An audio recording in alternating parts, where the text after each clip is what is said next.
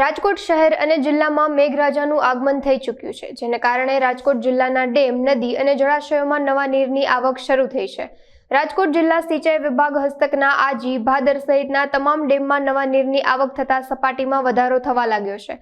ચોમાસાની શરૂઆતમાં જ રાજકોટ જિલ્લાના 27 સહિત સૌરાષ્ટ્રના 83 જેટલા ડેમોમાં પાણીની આવક શરૂ થઈ છે. સિંચાઈ વિભાગના અધિકારીએ જણાવ્યું હતું કે સારા વરસાદને કારણે આજી એક ડેમની સપાટી હાલમાં 65% ભરાયેલી છે, જ્યારે આજી 2 ડેમમાં 2 દરવાજા 3 ઇંચ ખોલવામાં આવ્યા છે. અત્રેની કચેરી હસ્તક તારીખ 1/6/2025 થી ફ્લડ સીની કામગીરી શરૂ કરવામાં આવેલ છે અને અત્રે હું એઝ આસિસ્ટન્ટ એન્જિનિયર તરીકે ફરજ બજાવું છું. જો હું અત્યારના વરસાદની વાત કરું તો મહદઅંશે અત્યારની કચેરીએ મેજર અને માઇનર સ્કીમમાં મહદઅંશે રાજકોટ, મોરબી, જામનગર, દેવભૂમિ, દ્વારકા, સુરેન્દ્રનગર તેમજ મહદઅંશે પોરબંદર અને અમરેલી જિલ્લાના સ્કીમના ડેટાનો સમાવેશ થતો હોય છે. તેમાં અત્યારે હાલ આપને સૌને ખબર છે તેમ સાર્વત્રિક વરસાદ પડવા પામેલ છે અને મહદઅંશે તમામ ડેમોમાં સારી એવી પાણીની આવક થયેલ છે.